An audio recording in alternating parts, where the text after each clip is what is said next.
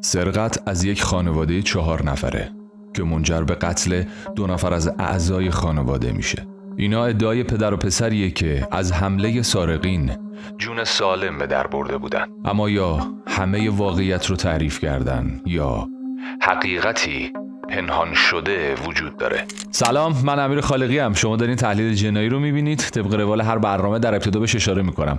ما قراره که توی این کانال و توی برنامه هامون پرونده های جنایی رو با هم تحلیل و بررسی بکنیم تا از این طریق به یک آگاهی و هوشیاری برسیم تا بتونیم تا حد امکان خطر رو از خودمون و خانوادهمون دور نگه داریم. پس اگر میخوای توی این مسیر همراه ما باشی، اگر هنوز کانال ما رو سابسکرایب نکردی، کانال رو سابسکرایب بکن. اگر ویدیوها رو دوست داشتی لایک بکن و نظرهای خودت رو توی کامنت ها برام بنویس، دونه دونه‌شون رو میخونم. پس در ادامه این ویدیو همراه من باش.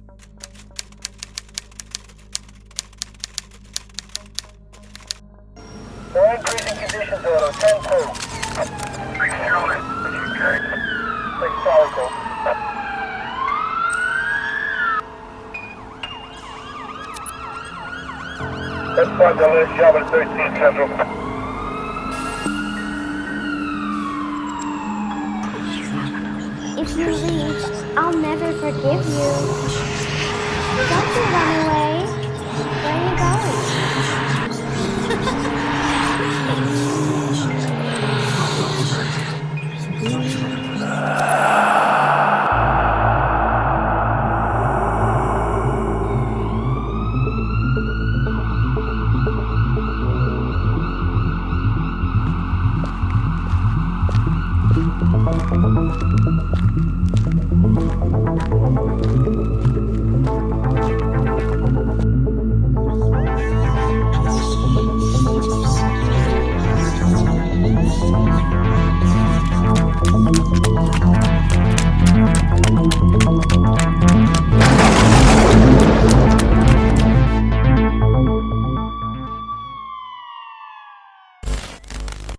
یه نکته رو کوتاه بهش اشاره بکنم، بعد بریم سراغ برنامه امروزمون. یکی از دوستان، یکی از مخاطبین یه کامنتی گذاشته بود زیر یکی از ویدیوهای ما، نظر من جلب کرد به خودش. نوشته بود که این ویدیویی که زیرش الان کامنت گذاشتم چند هزار تا ویو گرفته ولی چرا لایکاش به 500 تا هم نمیرسه. دیدم داره درست میگه، دقت نکرده بودم خودم، دیدم داره درست میگه. ما یه سری ویدیوهامون چند هزار تا ویو خورده، محبت شما بوده، نگاه کردید، ولی لایک ها کم بوده. ببین وقتی شما ویدیویی رو یا برنامه‌ای رو لایک میکنید باعث میشه که این برنامه بیشتر دیده بشه و بیشتر دیده شدن یک برنامه‌ای امید و انگیزه و انرژی میده به تیم سازنده و باعث میشه که خب اون مسیر رو جدی‌تر ادامه بدن، با کیفیت بهتری برنامه‌هاشون رو پیش ببرن. و مطمئن باشید که هر جایی یک انرژی رو فرستادید، یک انرژی مثبتی رو برای شخصی فرستادید، مطمئن باشید که این انرژی ها به هر حال یک روزی به خودتون برمیگرده. ما برنامه‌مون رو ادامه میدیم با توان بیشتر، با انرژی بیشتر، اما این مستلزم این هستش که شما برنامه ها رو حمایت بکنید، ما بتونیم در کنار شما این مسیر رو ادامه بدیم. بریم سراغ پرونده امروزمون. پرونده که امروز میخوایم در موردش صحبت بکنیم و اون رو تحلیل بکنیم در حقیقت به درخواست یکی از اقوام و نزدیکان خانواده قربانی بود که ایشون حالا به ما پیام دادن، لطف داشتن، دوست داشتن از طریق برنامه ما این اطلاع رسانی انجام بشه و جزئیات بیشتر و دقیق تری از این پرونده در اختیار مردم قرار بگیره. حالا بنا به دلیل شخصی هم گفتن اسمی ازشون توی برنامه برده نشه که ما به این نظر و درخواستشون احترام گذاشتیم. پرونده‌ای که در روزهای اخیر خیلی راجبش شنیدید، توی اخبار کار شده، شایعه ها زیاد بوده راجبش و حالا جزئیاتی که شاید بیان نشده و برای اولین بار قرار از برنامه ما اطلاع رسانی بشه و در موردش صحبت بشه. این پرونده مربوط میشه به یک خانواده 4 نفره. پدر خانواده آقای محمد رضا کرباسی متولد 1361، 2 تا فرزند دارن، یک دختر 8 ساله به اسم ستاره و یک پسر 17 ساله به اسم سهیل. و مادر خانواده هم خانم اسمت جباری 47 سال دارن. خب این خانواده یک خانواده خوشحالن، یک خانواده خوبن. این نظریه که اقوام و اطرافیان راجع به این خانواده دادن. آقای کرباسی با همسرشون در اوایل دهه 80 سال 83 ازدواج میکنن. خب یک مسیر پرفراز و نشیبی داشتن. محمد رضا چند باری شغلش عوض کرده، یک بار ورشکست شده، حتی یک زمانی که خب تو شرایط مالی بدی هم قرار گرفتن مجبور شدن یک دوره‌ای رو خونه مادر محمد رضا زندگی بکنن. خانم جباری یک زن پشتیبان بوده توی زندگی، این رو اطرافیان و خانواده تصدیق میکنن و تمام تلاشش این بوده که این زندگی رو، این خانواده رو سر پا نگه داره و بتونن یک آینده روشنی رو برای خودشون بسازن. خب خداوند 2 فرزند به این خانواده میده که در ابتدا بهش اشاره کردیم. محمد رضا بعد میره توی یک فضای کاری پخش لوازم حالا پلاستیکی، ظروف پلاستیکی و اینها. بعد از اون وارد یک رستوران و تالار میشه به اسم خورشید که توی قزوین هستش. در ابتدا اونجا به عنوان حالا مسئول فروش بوده، بعد میشه مدیر فروش. بعد از حالا مدتی که اونجا کار کرده بخشی از سهام اون رستوران رو خریداری میکنه و میشه سهامدار اون رستوران. خب شرایط زندگیشون کمی بهتر میشه، پیش میرن با هم دیگه. اما این خانواده به ظاهر خوشحال و خانواده‌ای که همه فکر میکنن هیچ مشکلی ندارن و همه چیز داره خوب پیش میره، چه اتفاقی براشون میفته؟ در تاریخ 31 تیر ماه، یعنی یک روز قبل از زمانی که بخواد این پرونده عجیب و دردناک شکل بگیره، اینا مهمونی بودن. این خانواده مهمونی بودن، خونه خواهر خانم جباری هم بودن. خب آخر شب برمیگردن منزلشون، اما فردا یعنی 1 مرداد ساعت 11 صبح سهیل پسر خانواده یک تماسی میگیره با شوهر خالش حسین آقا بوده. زنگ میزنه به حسین آقا، میگه که ما از خونمون دزدی شده و خواهر و مادرم به قتل رسیدن. خب حسین آقا خودش رو به اون خونه میرسونه و زمانی که وارد خونه میشه، چیزی که خودشون تعریف میکنن، میگه من دیدم سهیل بهت زده و ترسیده نشسته روی زمین. جسد خانم جباری داخل فضای حاله و جسد ستاره هم داخل اتاقه و محمد رضا هم بیهوش روی تخت توی یکی دیگه از اتاقا افتاده. میگه من اولین کاری که کردم خب با پلیس اورژانس تماس گرفتم، موقعیت رو گزارش دادم و اتفاقاتی که داره رخ میده. میگه پلیس اومد، اورژانس اومد و اورژانس رفت سراغ محمد رضا. زمانی که محمد رضا رو داشتن شرایط حیاتیش و علائم حیاتیش رو بررسی میکردن، میگه اورژانس گفت ایشون کاملا هوشیاره، مشکلی هم نداره. و بعد از اینکه حالا یه ذره آب روی صورتش پاشیدن، محمد رضا به هوش میاد، متوجه موقعیت میشه، شروع میکنه به حالا داد و بیداد کردن و گریه کردن و اینها. پلیس از سهیل سوال میپرسه که چه اتفاقی افتاد. خب سهیل دور دهنش یه مقداری کبودی و حالت سوختگی بود. ازش سوال میپرسه، میگه چه اتفاقی افتاد؟ میگه شب نصف شب خونمون دزد اومد، با مادرم درگیر شده بودن، من متوجه شدم، یک نفر نشسته بود روی مادرم و داشت خفش میکرد، من رفتم با اون درگیر شدم، یه لگدم بهش زدم و نفر دوم از پشت اومد یک دستمالی روی دهن من گذاشت و من بیهوش شدم، متوجه نشدم دیگه چی شد. که بعد به هوش اومدم دیدم همچین اتفاقی افتاده. خب اجساد رو به پزشکی قانونی منتقل کردن تا برای بررسی‌های بیشتر و مراحل بعدی اقدامات لازم انجام بشه و آقای کرباسی و سهیل رو هم به بیمارستان منتقل کردن تا مراحل اولیه حالا بررسی سلامتیشون انجام بشه. منتها اینجا یک موردی، یک مسئله مشکوکی وجود داشت دیگه. ببین سهیل به هوش که اومده بوده، اولین کاری که کرده بوده به شوهر خالش زنگ زده بوده. توی همچین مواردی شخص در ابتدا، حالا به هر کسی میخواد زنگ بزنه از آشنا و خانواده و دور و بریا، ابتدا به پلیس باید زنگ بزنه و سهیل به شوهر خالش زنگ زده بود، نشسته بوده تا شوهر خالش برسه، هیچ اقدام دیگه هم نکرده بود. اینجا پلیس کاملا به موضوع و اتفاقی که افتاده مشکوک میشه. سهیل و محمد رضا رو بعد از حالا چکاپ اولیه‌ای که توی بیمارستان انجام میشه و تایید سلامتیشون به اداره آگاهی منتقل میکنه تا جزئیات اتفاقاتی که افتاده رو از زبون این 2 نفر بشنوه. اما تو همون مراحل اولیه صحبت‌ها و بازجویی‌ها پلیس متوجه موارد مشکوک و متناقضی میشه که این 2 نفر دارن ارائه میدن. اما اتفاق دردناکی که اینجا میفته اینه که بعد از حدوداً 3 ساعت اعتراف میکنن به قتل مادر و دختر خانواده. اتفاقی که تقریبا تمام جامعه رو تحت تاثیر خودش قرار داد. میگم ما توی اخبار و توی رسانه ها توی چند روز گذشته راجع به این موضوع شنیده بودیم و تقریبا همه ناراحت بودن چون اتفاق خیلی عجیبی بود. بریم سراغ جزئیات اتفاق و اعترافی که این پدر و پسر انجام دادن. تقریبا ساعت 3 نصف شب بوده.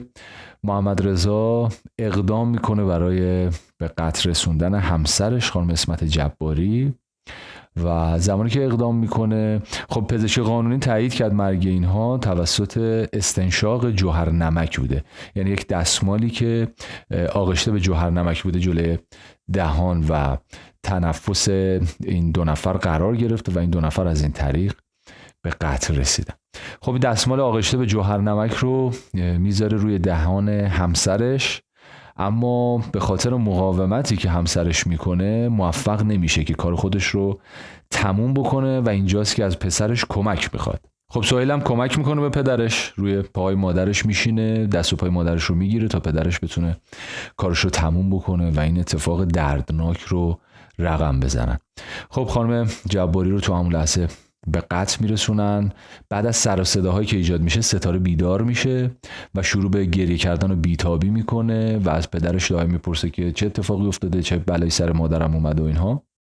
محمد رضا میبینه که خب ستاره الان به عنوان یک شاهد تو این پرونده است و قطعا حرف میزنه و دیده که چه اتفاقی افتاده و احتمال داره که از طریق ستاره قتل گردن محمد رضا بیفته. به خاطر همین تصمیم میگیره که ستاره رو هم به قتل برسونه و اون رو هم از طریق همین دستمال آغشته به جوهر نمک به قتل میرسونن و بعدش هم میشینه به این فکر میکنه که طوری فضا سازی بکنه، طوری صحنه سازی بکنه که اتفاق یک سرقت به نظر برسه. و حالا من نمیدونم چه فکری پیش خودش کرده که حالا 2 تا قتل رو انجام دادی و من بشینم حالا یک صحنه سازی هم بکنم که پلیس هم بیاد فکر کنن سرقت و به همین راحتی همه چیز تموم بشه. این همون نقطه عجیب، همون لحظه عجیبیه که هر مجرمی، هر قاتلی، هر جنایتکاری درست بهش فکر نمیکنه که نمیشه با یک فکر ساده که این که بخوای به این فکر کنی یک فضا سازی بکنم، یک صحنه سازی بکنم و همه باور بکنم و من فرار بکنم تموم بشه و این قتل و این جنایت گردن من نیفته. خب به احتمال خیلی زیاد توی لحظات بعد از این قتل هم نقشه رو طراحی میکنن با کمک پسرش و صبح هم قطعا خودش رو به بیهوشی زده بوده، بیهوش نشده بوده. با توجه به اینکه خب اورژانس هم رسیده گفته این شخص کاملا هوشیاره و خیلی سریع هم به هوش اومده و حالا یک سر و صدایی هم کرده که من از این اتفاق شوکه شدم و ناراحت شدم. اما در نهایت اعتراف میکنن و این اعتراف تمام جامعه رو تحت تاثیر خودش قرار میده. آقای کرباسی مدیر خب رستوران خورشید توی قزوین بودن و اسم رستورانشون هم توی این خبرهایی که اومده خیلی بولد شده و تقریبا همه میشناسن مدیر رستوران خورشید، یعنی اصطلاحی که لقبی که برای این پرونده خود مردم گذاشتن پرونده مدیر رستوران خورشید هست. خب با توجه به اینکه در روزهای اخیر این اتفاق افتاده، پرونده هنوز در حال رسیدگی مراحل تحقیق هنوز ادامه داره و رأی نهایی صادر نشده و هنوز انگیزه اصلی این اتفاق هم مشخص نیست. با توجه به اینکه خب همین آشنای این خانواده که با ما در ارتباط بود به یک نکته‌ای و یک موضوعی اشاره کرد و اونم این که گفت یک خانومی توی رستوران محمد رضا چند مدت پیش اومده شروع به کار کرد، حالا صندوقدار بوده مثل این که اونجا، و بعدها محمد رضا این رو به عنوان منشی خودش استخدام کرده، میز کارش هم برده توی اتاق کار خودش، یعنی در کنار خودش کار بکنه. یه سری از کارگرهای اون رستوران هم صحبت کردن راجع به این قصه که میگن اینا خیلی نزدیک بودن با هم دیگه، خیلی صمیمی بودن، خیلی راحت بودن با هم دیگه و با توجه به اینکه اتاق کارشون هم یکی شده بود خب ارتباطشون بیشتر بود. اما باز هم ما اینجای پرونده نمیتونیم این رو دلیل و انگیزه اصلی این قتل ها در نظر بگیریم با توجه به اینکه هنوز هم پلیس و رسانه های خود قوه قضاییه این موضوع رو تایید نکردن. اما به عنوان یک فرضیه مطرح هست این اتفاق و طبق گفته های خود اقوامم این آخری ها یک درگیری با هم دیگه داشتن، خانم جباری و همسرشون یک اختلافایی داشتن، بحثایی داشتن که این رو حالا خواهرای خانم جباری در جریانش بودن، یه مقداری روابطشون دچار مشکل شده بود، بقیه هم این رو متوجه شده بودن. اما حالا روزهای قبل از قتل و این روزهای آخر منتهی به این اتفاق میگن که اینا مسافرت رفتن و روابطشون رو محمد رضا خیلی خوب کرده بود که این احتمال هم میدن همه که به خاطر این بوده که کسی به این شک نکنه و این نقشه رو احتمالا شاید خیلی از قبلتر توی ذهنش چیده بوده و طراحی کرده بوده. اما نکته دردناک این پرونده، حالا دردناکتر از این قتل اینه که سهیل پسر خانواده هم همراه پدر بوده. اینکه حالا سهیل چجوری مجاب شده، محمد رضا این رو چجوری مجاب کرده که بیا توی قتل مادرش کمک بکنه، یک اتفاق خیلی عجیب و ترسناک در حقیقت. خب سهیل رابطش با مادرش یه مقداری نسبت به پدرش سردتر بوده، به پدرش خیلی نزدیکتر بوده، حتی با اون خانومی هم که توی رستوران پدرش کار میکرده طبق گفته کارگرهای رستوران خیلی صمیمی بودن. اون خانم هم بهتون بگم متولد 84 بوده، سن زیادی هم نداشته، اما خب صمیمی بوده با سهیل دیگه و پدرش و مادرش خیلی میگن گیر میداده به اصطلاح به سهیل که درسشو بخونه و بازیگوشی کمتر بکنه، یه مقداری آدم مرتبتری باشه، لباسشو جمع بکنه، یه مقداری داشته آموزش هایی که هر مادری به بچهش میده و فقط هم برای دلسوزیه. و پدر سهیل اون اواخر هم برای سهیل یه گوشی آیفون خریده بوده، موتور خریده بوده که مادرش با خرید موتور مخالف بوده، گفته بوده تا زمانی که گواهی نامه نگرفتی نباید سوار موتور بشی. یه مقداری درگیری های این چنینی بوده و حالا طبق گفته ها پدر سهیل مثل که از این طریق هم به سهیل نزدیکتر شده. حتی سهیل خیلی علاقه‌مند به درس نبوده، برخلاف خواهرش. ستاره میگن خیلی دختر باهوشی بوده اما سهیل خیلی علاقه‌مند به درس نبوده، دوست نداشته مدرسه بره و مادرش خیلی اصرار داشته به اینکه سهیل باید مدرسه بره، توی زمان مدرسهش درس بخونه، تمرکزش روی درسش باشه. اما پدرش بهش گفته بوده که مدرسه هم نمیخوای بری نرو، اصلا مشکلی نداره، مامانت الکی داره بهت گیر میده. اینا تمام صحبتایی که این شخص نزدیک به این خانواده در اختیار ما گذاشته بوده. خب این احتمالا میره که از این طریق هم یه مقداری تونسته سهیل رو مجاب بکنه که همراهی بکنه محمد رضا رو. اما بازم من هر چی فکر میکنم میبینم اصلا دلیل محکمی نیست که یک شخصی بخواد توی قتل مادرش کمک بکنه قاتل رو. و آخه میدونی من دارم به این فکر میکنم که خب مادر اکثر ماها، مادرهای ما همیشه این داستانا رو داشتن دیگه، تذکر به ما میدادن، همیشه توی هر مسائلی به ما مشاوره میدادن، مخالف خیلی از تصمیم‌های ما بودن و این خب ما میدونستیم که به خاطر خودمونه دیگه.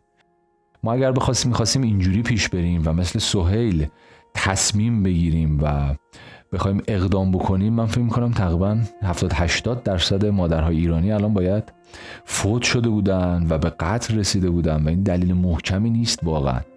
و به هر حال مراحل تحقیقات ادامه داره، شاید یک چیز عجیبتر از این مراحل تحقیقات و دادگاه در بیاد که ما شوکه بشیم، که من بعید میدونم البته، چون محمد رضا به نظرم نفوذ زیادی روی سهیل داشته و تونسته که سهیل رو با خودش همراه بکنه.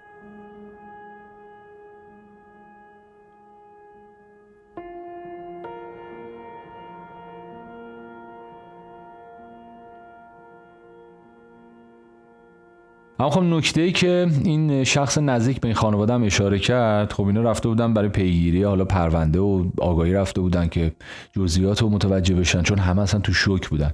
میگه حالا اون افسر پرونده و اون حالا اشخاصی که توی آگاهی بودن، میگه باشون که صحبت کردیم میگفتن محمد رضا خیلی باسواده، خیلی آدم باسوادی، از صحبت کردنش مشخصه، اما خیلی آدم عجیبیه، چیزی مصرف میکنه. گفتن نه بابا اصلا چیزی مصرف نمیکنه. میگه محمد رضا توی بازجویی ها و اعترافاتش گفته که من همسرمو راحت کردم، من همسر و بچه‌مو به بهشت فرستادم. میگه همسرم منو کتک میزده، که این رو کاملا تکذیب کردن خانواده همسرش که اصلا همچین چیزی نبوده، اگر بوده حداقل ما باید چیزایی میفهمیدیم میدیدیم. میگه همسر منو کتک میزده، دائما با من دعوا میکرده و من بعد از اینکه اونو به قتل رسوندم نشستم 2 رکعت نمازم حتی براش خوندم. ما با همچین آدم عجیبی روبرو هستیم که میگم باید خیلی پیش بریم توی مراحل تحقیقات و بازجویی‌ها تا برسیم به اینکه آقا انگیزه اصلی اصلا چی بوده. آیا این آدم اصلا دچار اختلالات روانی بوده یا انگیزه دیگه‌ای داشته؟ این آشناشون به این موضوع اشاره کرد، گفت این مشخصات و این ویژگی‌هایی که ما داریم می‌بینیم و جزئیات پرونده خیلی شبیه به افرادی که سایکوپات هستن. سایکوپات یک اختلال روانیه و به افرادی گفته میشه که یه سری ویژگی‌های خاص رو دارن. مثلا دارم میگم آدمی که کاریزماتیکه، آدمی که نفوذ بالایی میتونه رو آدم‌ها داشته باشه، آدمی که دنبال فریبکاریه، آدمی که دروغگوه، همدلیش کمه، بی‌توجه نسبت به پیامدهای رفتاری و احساس گناه و پشیمونی کمی داره. ببین یه سری از ویژگی ها رو با توجه به جزئیاتی که ما الان داریم تا به این جای پرونده میتونیم بگیم محمد رضا داره، اما اینکه قطعی بخوایم بگیم این شخص دچار همچین اختلالی هست، این یک کار تخصصیه. یعنی باید روانشناسا و متخصصین یک مسیر رو طی بکنن، آزمایشاتی رو انجام بدن، مشاوره‌هایی رو انجام بدن که بتونن تشخیص بدن که آیا این فرد دچار این اختلال هست یا نه. اما با توجه به فجیع بودن این اتفاق و این قتل و صحبت‌های عجیبی که توی اعترافات خودش کرده، ما میتونیم تقریبا این احتمال رو بدیم که دچار اختلالاتی بوده. ببین یه وقتایی یه سری از پرونده هایی که ما مرور میکنیم، یه سری از پرونده هایی که موضوعش خشونت خانگی، خشونت خانوادگی، به این میرسیم که بعضی از این افراد قربانی رو توی لحظه انتخاب نکردن، توی لحظه تصمیم نگرفتن که حذفش بکنن و این نتیجه شاید روزها، ماهها و شاید سالها باشه که قربانی رو از جایگاه شریک زندگی گذاشتن توی جایگاهی که به عنوان یک مانع برای رسیدن به خواسته هاشون میدونستن و تصمیم گرفتن که اون مانع رو حذف بکنن. مهمترین سوال روانشناختی توی همچین پرونده هایی این نیست که ما بپرسیم آیا قاتل یا جنایتکار دیوانه یا سایکوپات بوده، بلکه مهمترین سوالی که ما باید اینجا از خودمون بپرسیم اینه که چه فرایندی شکل میگیره که یک انسان توی ذهن خودش همسرش و فرزندش، عزیزترین کسایی که توی زندگی میتونه داشته باشه، رو تبدیل به مانع و شاهد میکنه. خب توی اعترافاتش قتل ستاره رو هم بیان کرد و گفت به خاطر اینکه ستاره به عنوان شاهد بود و دیده بود که این قتل صورت گرفته توسط من، اون رو به قتل رسوندم و اون بچه معصوم رو هم به خاطر اینکه فقط مادرش رو دوست داشت و شاهد این اتفاق بود به قتل میرسونه. چند تا شایعه هم راجع به این پرونده شکل گرفت که این رو هم من میخواستم اینجا راجبش صحبت بکنم. یکی این که میگفتن سهیل بچه خانم جباری نیست، بچه ناتنی بوده که این کار انجام داده. خیر، بچه پسر خود خانم جباری بوده. و این موضوع دیگه که خیلی داشتن راجبش صحبت میکردن این که انگیزه اصلی محمد رضا برای این قتل این بوده که سهام اون رستوران و حالا دارایی و اموالشون اینا همه به اسم خانم جباری بوده که همچین چیزی هم نبوده، همش به اسم خودش بوده و این انگیزه هم انگیزه درستی و فکت درستی برای این قاتل و این پرونده نمیتونه باشه. من پیش بینیم این هستش که با توجه به رسانه‌ای شدن این موضوع و مهم بودن این موضوع و پیگیری جامعه در روزهای آینده و توی تایم خیلی کوتاهی رأی نهایی این پرونده صادر میشه و با توجه به حالا اطلاعاتی که در اختیار عموم قرار گرفته که حالا فعلا سهیل به اتهام معاونت در قتل قرار محاکمه بشه، به نظرم همین اتفاق میفته و من فکر میکنم برای محمد رضا حکم قصاص رو بدن و هم معاونت در قتل رو برای سهیل در نظر بگیرن. اگر حالا مدارک جدیدی به دست دادگاه نرسه یا توی اعترافات به مرحله جدیدی نرسن، احتمال میره که همچین اتفاقی برای این پرونده بیفته و در نهایت هم اگر خبر جدیدی یا اتفاق جدید در خصوص این پرونده افتاد، من توی کامنت ها میذارم و پینش میکنم و از طریق پیج اینستاگرام خودم هم با شما در میون میذارم. یاد قربانیان بیگناه این پرونده که به شکل بیرحمانه‌ای از خانواده و اطرافیانشون گرفته شدن گرامی.